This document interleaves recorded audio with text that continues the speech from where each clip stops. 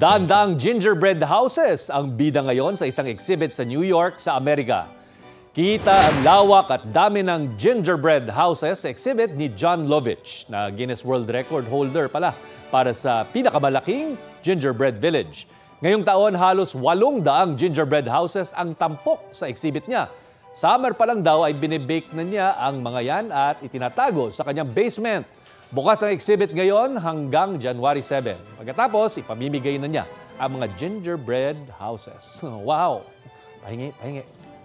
Kapuso, alamin ang maiinit na balita. Bisitahin at mag-subscribe sa GMA Integrated News sa YouTube.